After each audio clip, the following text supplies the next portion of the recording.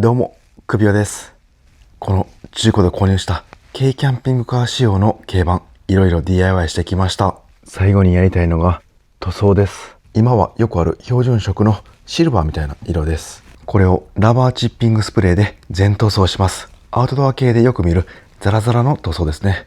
なんかですね、噂によるとジムに乗っている方がこのルーフに塗装したら夏場の温度上昇が抑えられたと聞きました。断熱効果期待できそうです。ラバーチッピングスプレー黒以外に色も自由につけられるそうです。せっかくなんでサムネ目立つように郵便局のように赤にしたいと思います。こういった軽バンなどにラバーチッピングスプレー全塗装したキャンピングカーはなかなかないと思いますんで、ダメ元で全塗装して断熱の違いを体感してみます。今回はプロの方にお願いします。それではソーラーパネル取り外して持っていきます。ソーラーパネルはこのルーフラックに載せてますんで、これを回して取ります。では行きますよ。せーの。はい。はい、ソーラーパネル取れました。これ 445W とかなり大きいんですけど、軽量にできてますんで、取り外しも容易でした。で、この軽バン、もともとソーラーパネル 100W ぐらいのがついていまして、このボディにもう穴開いてたんですよね。で、これ自分はこのエアコンのなんか埋めるパテみたいですね。この柔らかいやつ。こちらで防いでました。これ塗装の時どうするか、業者さんに相談してみます。はい、到着しました。それでは塗装していただきます。それではお願いします。はい、よろしくお願いします。はい、お店到着しました。もうすぐ目の前にありました。すごいいい色ですね。うわ、すごい。別の車のようです。綺麗に塗っていただけてます。すいません、ありがとうございました。はい、どうもありがとうございます。すごい綺麗に塗っていただいて、いいですね、こうザラザラな感触。最近は人気ですね。西武さん富山でもなんか正規で、はい、ラプタージャパンオフィシャルの、はい、一応正規施工代理店はいやってます。富山県唯一の、今はもう一軒富山にあるかな。あ、本当ですか。はいうちが最初に始めたっていう感じです。断熱効果もちょっとあるかもしれないってことなんで、ありますね。雪もこれ大丈夫ですね、飛び石とか、はいね。レンカルにも強いです。あ、最高ですね。飛び石にも強いです。じゃあこれでちょっといろいろ動画撮ってきます。はい、ありがとうございました。ありがとうございました。これ走っていたらどう考えても郵便局ですよね。納車されてからしばらく走行しましたが、制限速度で走行していても煽られにくかったです。田舎あるあるで制限速度プラス10から20ぐらいで走行してますよね、大体皆さん。車間距離も結構空けてくれていたんで、多分郵便局の車と思われてそうです。一番楽しみなのはこの断熱効果ですね。ここね、塗ってないところあるんですけど、ここと比べると結構ね、その分厚さが分かります。触っていると引っかかるような感じです。冬の冷気も多少断熱効果ありそうです。そして夏場とかですね、普通直射日光車に当たると鉄板なんですごい熱せられるんですけど、この断熱塗料があることによって一枚外に薄い層ができるような感じなんで、表面の温度上昇、車内の温度上昇も多少抑えられそうです。この 12V クーラーの効きが変わってきそうです。塗装していただいた西武さんによると、このラプター塗装なんですけど、完全に硬化するまで半年かかるようです。ただ10日ぐらいで第一効果になるそうです。それ以降は乗っても問題ないそうです。雪下ろしとかするときスコップとか当たったりすると思うんですけど、それでも全然傷がつかないそうです。あとはもう洗車とかですね、もうブラシでゴシゴシやっても傷がつかないそうです。なので意外とキャンピングカーには合ってますよね。飛び石とかでボディに石が当たっても傷がつきません。これ鉄板なんですけど、UR ボディのキャンピングカーにも良さそうです。今回の塗装費用なんですけど、通常の塗装の倍ぐらい値段かかりました。車によっても変わるみたいなんで、気になる方は問い合わせしてみてください。で、塗り方でも変わるようです。自分の場合は一番安くなるように、この外装見えてないところですね、この辺とかはもう塗らないようにしてもらいました。この中とかですね、ここも塗っちゃうと結構費用は上がってきます。そしてコメントの方で心配してくれた方もたくさんいた車検なんですけど、いけました。いけると思っていたんですが、コメントを見ていると自分でも不安になってきていました。軽バンなんで貨物車登録です。4ナンバーになります。荷物たくさん載せるように設計されています。ただ家具リフォームして足していったので不安でした。省いた家具もあったのでトントンかなと肌感では思っていました。でも無事受かってよかったです。この2シーターの軽バン探してよかったです。これで安心してこれからも乗っていけます。今からなんですけど、せっかく全塗装で納車されたのでとことんリフォームします。まずは前から乗っていた屋根に 440W のソーラーパネルを設置します。そして内装もリフォームし、寒冷地仕様にします。内装で今思ってんのが、このリアにテレビ常設で設置しようと思います。今考えているのが、ここ鉄板なんで、もう強力なマグネットで設置しようかと思ってます。で、このソファーなんですけど、結構いい手触りなんですけど、夏場ダニとか発生しやすいんで、レザーに変えます。あとはシェード。運転席側は作ったんですけど、この後ろの方、寒冷地仕様のシェードを作ってないんで、この枠ぴったり測って作っておきます。ノーマルな状態で、去年納車された時に、すぐに極寒の雪中車中泊しました。その時は、マイナス20度台の車中泊でした。それから中の断熱や、今回行った外装の断熱塗装、どうなるか知りたいので、帰ってからバッテリーなど寒冷地仕様に変更します。あとはこれまだ夏タイヤなんで、冬タイヤに変えます。そして雪国の道路には塩化カルシウムがたくさん巻かれています。塩ですね。それで道路の雪を溶かしています。なのでその対策もしないといけません。こちらが下回りなんですけど、納車の時に油性の下回り塗装施工してもらいました。ちょっと剥げてるとこあったんで、また追加で自分でスプレーで振っときます。あとはこの 12V クーラーの室外機。このリアのタイヤの真ん中あたりあるのが、これがコンデンサです。で、真ん中あたりにもコンプレッサーがあります。その室外機の保護もしたいと思います。それが終わったら極寒の雪中車中泊旅に出かけます。はい、ガレージに来ました。それでは施工していきます。まずは寒冷地仕様にしていきます。ウォッシャー液ですね。フロントウィンドウの汚れを落とします。こちらマイナス30度まで対応してますんで、これを入れていきます。このボンネットの中にあります。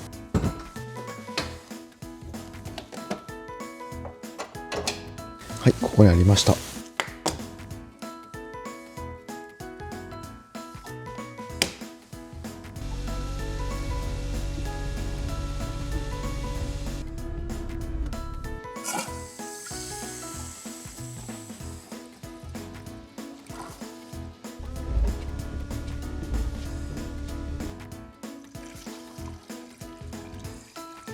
はい、満タン入りました。次なんですけど、メインバッテリーを強化します。車のメインバッテリーは運転席の下、ここにあります。今ついているバッテリーが 50B20L と書いています。新しく取り付けるバッテリーがこちらで 65B20L です。この前の65っていうのは容量です。で、今ついているものは50なんで、バッテリーの容量がアップします。で、20L っていうのがサイズと端子の位置です。なのでサイズはそのままで容量がアップすることになります。さらにこういうのがあったんで使ってみます。バッテリーにバッテリーキーパー、冬低温による出力不足を防ぎます。言うたらバッテリーの断熱材ですね。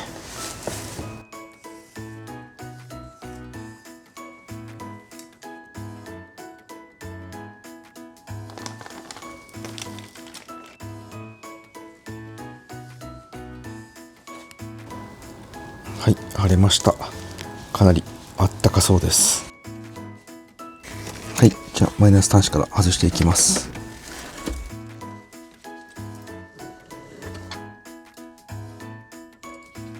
結構汚れてますね。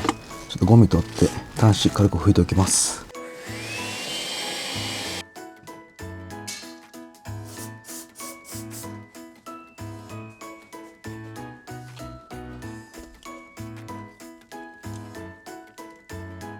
はい、取り付け完了しました。12.7V ありますね。ほぼ満充電です。最後にグリス塗っておきました。この接点以外を塗っておくと白サビ、塩カルや湿気などでこの辺錆びるんですけど、それが防げるそうです。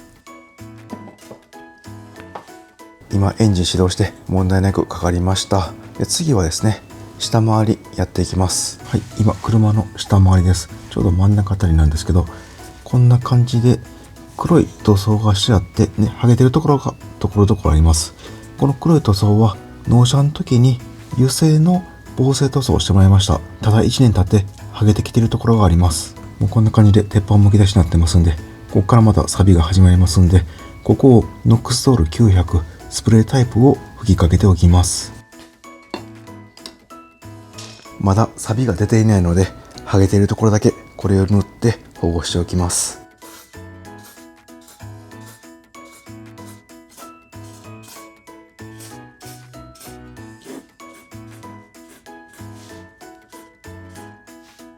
やり出すと気になるところどんどん増えてきてキリがなくなってきましたんで、もう目指すところだけシュッシュってやってきました。あとは車体下にある 12V クーラーの室外機のカバーなんですけど、今回なしにすることにしました。というのもですね、いろいろ調べていたら逆にない方がいいかもしれないという結論になりました。はい、今車体下なんですけど、これが 12V クーラーのコンプレッサーになります。で、自分が一番気になってたのがこの端子部分ですよね。電子関係です。これが気になってたんですけど、よく見るとちゃんとゴムブーツで覆われていて防水性能がしっかりあります。で、ここは鉄じゃなくてステンレスなんで錆びないそうです。しかも放熱性も考えているそうです。こっち側が前なんですけど、カバーするとしたらこう前側になるそうです。あと下側ですね。後ろとかは開けなくてはいけないそうです。というのもカバーの中に上から塩化ルなど塩が入ると溜まっていって付着してしまうそうなんで、後ろ開けたり下側も開けた方がいいようです。で、そうなってくると雪道走行した後に水で洗う時に毎回カバー外さないといけません。それだったらもうメーカーさんが防水性能も考えて作られて屋外にあるのを前提に作っているので、変にカバーをせずに走行後優しい水で軽く水洗いだけしようと思います。で、こっち側はコンデンサーファンの方なんですけど、これもうプラスチックとステンレスなんで大丈夫かなと思います。こちらはもう水かかるの想定されてますんで、走行後水で優しく洗います。とりあえず今シーズンですね、一回それで運用してみて、春になってからどうなったかチェックしてみます。下回りはこれで終わりです。意外と早く終わりました。次はシェードを作っていきます。このリアクォーターのシェードは作っています。助手席のサイドや運転席も作っています。この元セカンドシートがあったサイドウィンドウですね。この2箇所だけ作ってませんでした。夏場はこの2つは換気でよく開けますんで、シェード作らずにカーテンでしのいでいましたが、極寒の車中泊ではもうカーテンではかなり寒いんで、ここもしっかりシェード作っていきます。ここはレンジフード用の換気扇ありますんで、この下がですね、ここだけ作っていきます。今回新しい作り方で作ってみます。いつもシェード作るときはなんかゴミ袋とかビニール袋を水で濡らして貼り付けてこう型を取っていましたが、海外の方が作ってるのを見ていたらなんか A4 用紙ですね、それにはめていって、でペンでバーって書いてテープで貼っていました。本当なるほどっていう感じの作り方だったんで、かなり簡単で早く正確に作れそうです。この A4 のコピー用紙使います。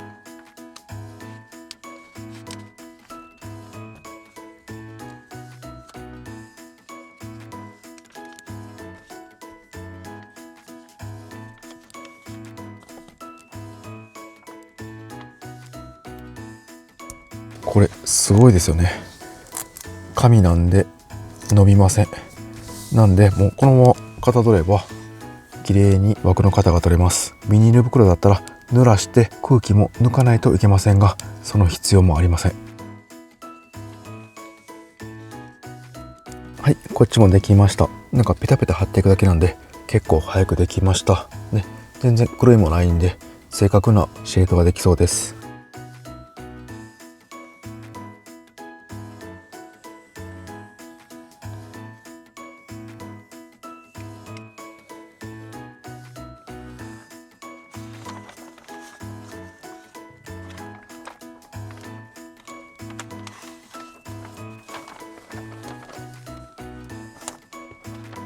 はい、2つ型が取れました。ちょっと大きめに作りました。1回作ってみて微調整していきます。シェードの素材はこのメタルシート使います。断熱施工の時に余りました。この素材は銀マット、中に空気が入っている断熱層、そしてアルミと3層になっています。では出来上がった型紙に粘着力弱めの両面テープ貼り付けていきます。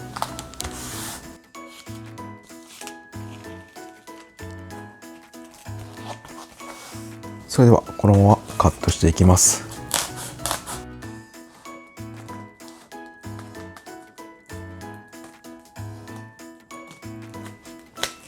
はい、カットできました。少し微調整しました。どうでしょうか。ほぼぴったりに作れました。こっち側のシェードは結構つけっぱなしになることが多いんじゃないかなと思います。なのでぴったりめ、ここにもうはまるように作っています。脱着の多いこちら側は少し小さめに作りました。はい、完成しました。あとはこのリメイクシート余ってますんで、こちら側は貼って折り目つけてコンパクトに収納できるようにします。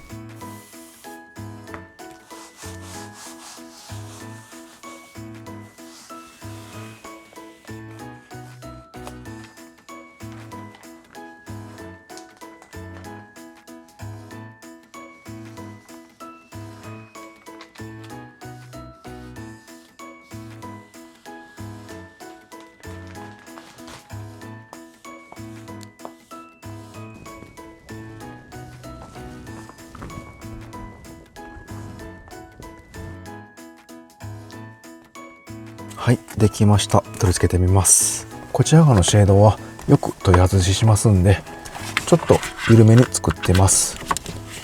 なのでちょっとここが出る感じになりますんで、この取ってつけましたここにマジックテープちょっと後でつけておきます。こうするとぴったり固定されます。で、取るときはこれを引くと取れます。こちら側は2つ折りにしました。結構ぴったりに作ってますんで、はめるだけで取れないと思います。はい、はまりました。こちら側はちょっと大きく作ってますんで、もう全然取れる気配はありません。で、ぴったりガラスともう空気なく密着されてますんで、結露もだいぶ少なくなると思います。で、取るときはこのリメイクシート余った紐、こちら側にもつけました。これを引きます。このソファーの下、ここにバッテリーが収納されてるんですけど、ここですね。で、ここの上に少しスペースがあります。ここに直せます。他の窓は以前シェードを作っていましたので、そちら利用します。これで極寒の地でも車中泊できると思います。前のシーズンは断熱がなくマイナス22度で車中泊しました。めちゃくちゃ寒かったですね。でも今回は対策バッチリしてますんで、どのぐらい違うのか楽しみです。次はですね、内装のリフォームをします。まずはテレビを設置します。前はこちらの木をここにはめていました。ロックをしてここに木を置いて、でビスでこう設置してテレビを見ていました。すごい見やすくて良かったんですけど、走行中結構揺れました。もうビス止めしますんで毎回取り外しができません。なのでこんな感じで走行していましたが、ちょっとこんな感じで揺れていました。なので取り外しできるようにこういったものを買いました。これテレビを壁掛けするものなんですけど、横から見たら分かりやすいんですけど、こんな感じで溝があります。で、こちらテレビつけてこんな感じで壁掛けできます。こちらが壁です。このテレビ壁掛けを強力マグネット、これかなり強いです。ここボディにペタってつけれるんですけど、もう手では取れないぐらい強いです。このマグネットを利用して、でビスが出ますんで木を取り付けて2本こんな感じに取り付けて、でここにこのテレビの壁掛けですね、こちらをつけて設置しようかなと思ってたんですけど、これをここにつけているとよく考えたらシェードの取り外しができません。なのでここはやめておきます。なので前使っていたこの木の棒ですね、ここに壁掛けを取り付けて、でテレビを取り付けます。なので今回は見るときだけ壁掛けにして、走行するときは外す感じにします。こっち側がテレビとして、はめるときはこんな感じで溝に入れるだけなんで脱着が簡単です。でここの隙間にですね、ちょうどテレビが入ります。でクッションとか何か置いて、でバンドで固定すればいけると思います。で見るときはバンドを外してこう出して、でかければ見れる感じにします。このテレビは24型で重量が 2.4kg なんで結構軽量です。なのでそんなに苦じゃないかなと思います。まずはこのテレビをビス止めしていた当て木を取っていきます。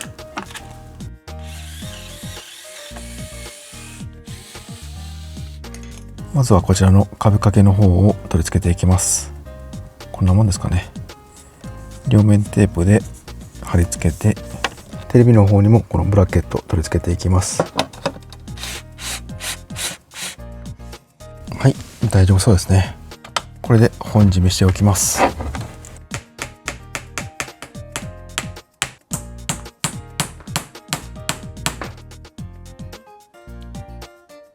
はい、テレビ取り付け完了しました。自分勘違いしていて、これだけでテレビがかけられると思ったんですけど無理でした。これ壁掛け用なんで、この後ろに壁があるとして付けれるモデルのようです。なのでこういった当て木を下からビスで留めて、でクッションテープ貼って保護しました。これでここにかけて、この当て木で下を支えてテレビを安定することができました。ちょっと前にこの反射防止のフィルム貼ったんですけど、すごい失敗しちゃいました。またこちらは今度貼り直します。次、ガラッと雰囲気が変わるやつやります。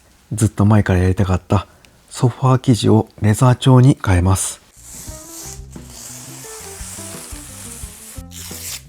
今回はこの茶色のヴィンテージ風というんですかね、レトロな感じのビニールレザーにしました。これ軽バンの内装に合うと思います。防水性もあるしお手入れ簡単です。やり方なんですけど、もうこのままタッカーを打っていきます。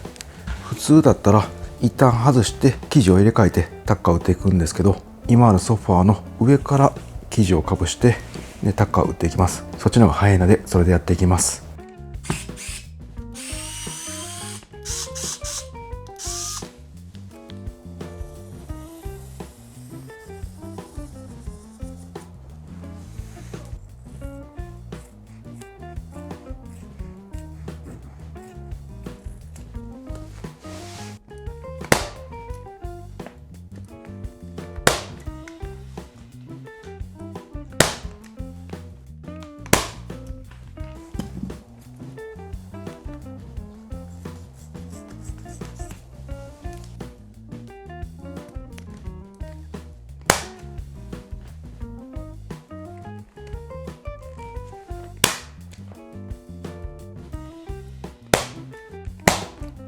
はい、打てました。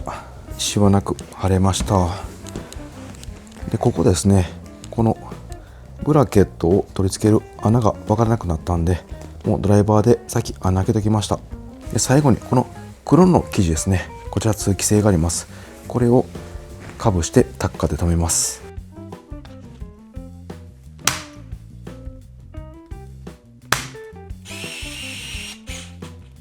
はい、完成しました。結構シワもなく綺麗に貼れたんで良かったです。それでは残りのマットも作っていきます。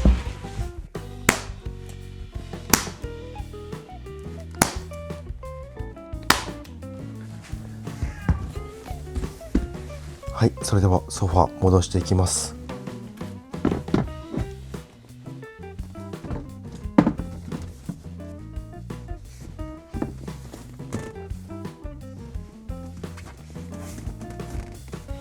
はい、問題なく戻すことができました。で問題はこの延長マット、ここにはめていくんですけど、でフルフラットにするときに結構キツキツじゃないかなと思います。このレザー生地をそのまま上に貼り付けたので、うまくはまるか心配です。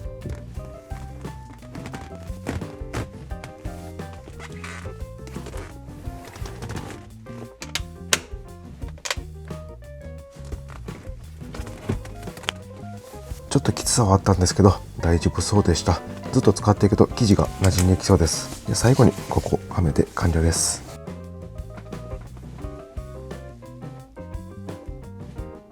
はい、これで横幅約90センチで、一番長いところの長さが約190センチのシングルサイズのベッドが完了しました。どうですかね。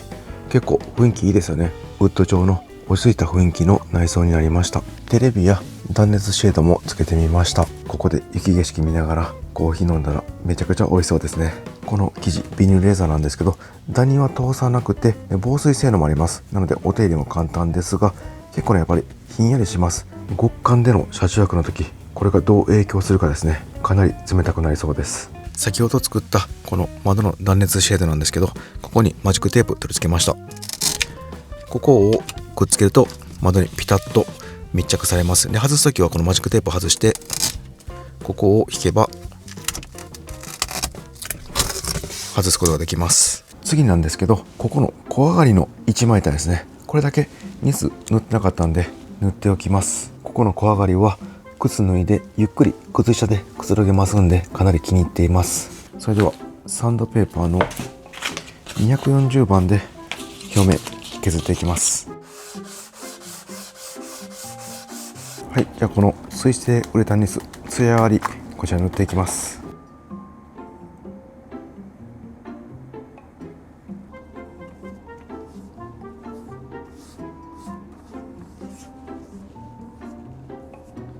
はい、1回目塗れました。ガスファンヒーターの前で塗ったんですぐ乾くと思います。2回だけ塗っておきます。でこの下なんですけど、ダイソーで購入したこの庭で使うやつですね。ちょっと用途わかんないんですけど、とんがってるやつです。これを木の下に置いています。ちょっと用途は違うんですけど、塗装などにも使いやすいです。では乾かしている間にソーラーパネルつけていきます。屋根なんですけど、もともとはこの車100ワットぐらいの合成タイプのソーラーパネルがついていました。それはもう屋根に穴が開いていて4点でがっつり止まっていました。もうその穴は使わずにここのルーフラック使用してソーラーパネルをつけます。なので穴開いてた箇所ですね、ここは自分でステンレスの板みたいなのを置いて、ね、コーキングしてました。でそれをその上から綺麗にこんな感じでラプター塗装してくれてます。なんでもう水は入らないと思います。ソーラーパネルの線は車体の中から穴開けて、でここ線出ています。これをまた再利用します。こちらが取り付ける 445W の超大容量ソーラーパネルです。去年1年間使っていて問題なく使えました。これ従来のソーラーパネルよりなんと 60% も軽量の新しいタイプのソーラーパネルです。で1年間使っていってちょっとへこみや膨らみっていうんですね、こんな箇所がありますが、問題なく使えています。でこれ表面がデコボコなんですよね。ツルツルじゃ出ません。なんで汚れが気になってましたが、結構雨で綺麗に取れてますのであんまり汚れていません。1年に数回軽く拭き取るだけで汚れは大丈夫そうです。これ自分が買った時は 445W が一番大きかったんですけど、今見たら 450W になっていました。もうこの調子でいったら何年後かには 600W ぐらいまで増えてそうですね。軽バンにはかなりおすすめなソーラーパネルなんで概要欄にリンク貼っておきます。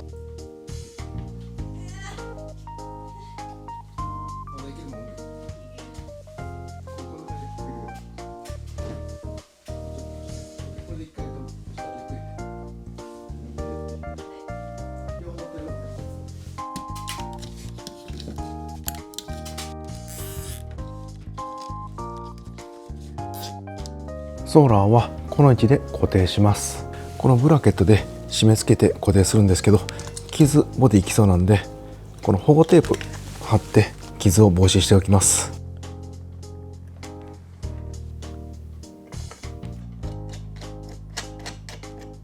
はい、ソーラーパネル取り付け完了しました。ソーラーパネルをつけると郵便局の車からキャンピングカーっぽく変わりました。で最後にこの夏タイヤを冬タイヤに交換します。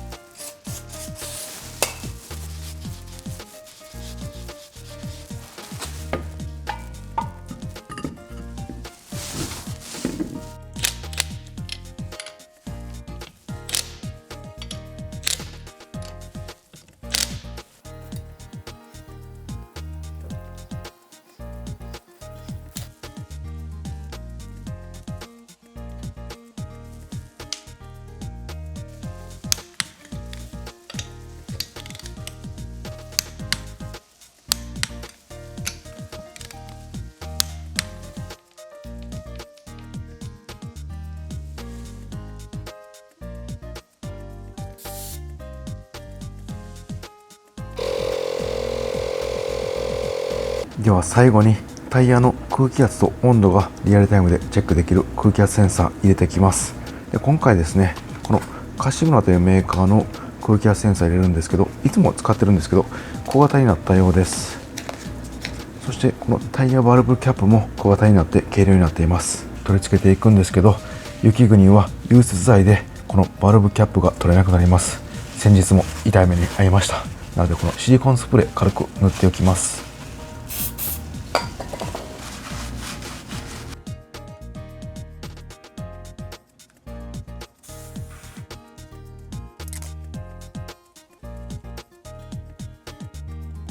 はい、仮でここに設置しました。はい、つきましたね。今温度が出ていて空気圧は出ていません。これ走行したら反応すると思います。でバッテリー 12.3V バッテリーが表示されるようになっています。ちっちゃくなってかなりいいんですけど、これ電源がですね、前は USB 挿していたんですけど、今回はこれシガーソケット1個丸々占領するようです。これはちょっとマイナスポイントですね。小上がりのニスも完成しました。もうピカピカなってます。ではもう設置しておきます。いいですね。防水性もありますんで、雪とか溶けても安心です。本当にピッカピカになりましたね。入って一番最初に目につくところなんで、これはテンションが上がります。新しい車検証ができました。フロントウィンドウの車検証の期限は車屋さんに貼ってもらいました。最大積載量のステッカー貼っておきます。この銀英さんの上に貼っておきます。ここでいきますかね。新しい車検証が届くまでは保安基準適合表彰という仮の車検証みたいなので運転していました。これで寒冷地仕様になって気になるところもリフォームしました。この状態のままで寒冷地車中泊旅に行ってきます。どこ行きましょうかね。やっぱり北海道ですかね。寒くて面白そうな場所いろいろ探してみます。ここ行ったら面白いんじゃないかなという場所ありましたらぜひコメントで教えてください。ご視聴ありがとうございました。